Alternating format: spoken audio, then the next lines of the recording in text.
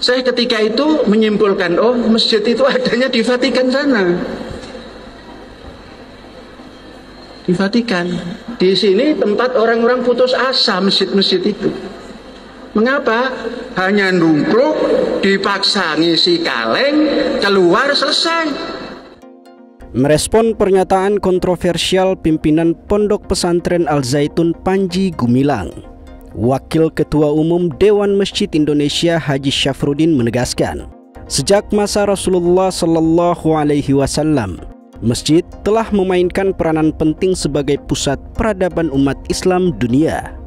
Menurut Ketua Yayasan As-Salam Fil Alamin ini, ketika Rasulullah Shallallahu Alaihi Wasallam hijrah dari Mekah ke Madinah, bangunan yang pertama kali didirikan adalah masjid, yakni Masjid Kubah, kemudian disusul pendirian Masjid Nabawi sebagai pusat peradaban Islam pertama di dunia.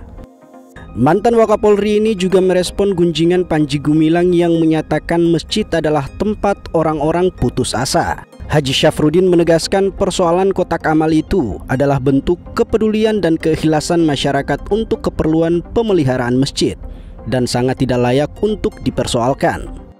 Haji Syafruddin merinci di Indonesia saat ini ada 1 juta masjid, di mana tiap-tiap masjid rata-rata memiliki 10 pengurus.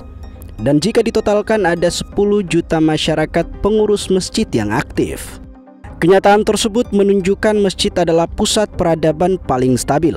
Di dalamnya dilakukan pengembangan pendidikan, ekonomi, sosial, dakwah, sejarah, dan kesehatan umat Islam Indonesia secara profesional.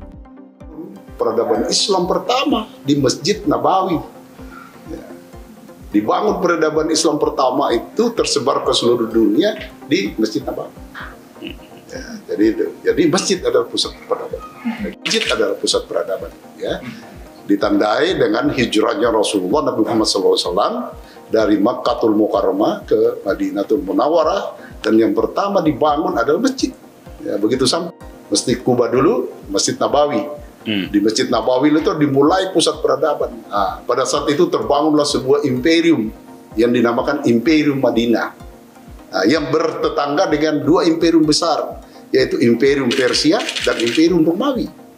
Dan akhirnya Islam dengan masjidnya tersebar luas ke benua Eropa, benua Asia, dan sebagian belahan dunia.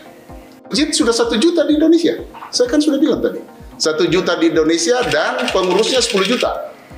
Peradaban Islam ini di dunia ini berlebar, semua dibangun melalui masjid.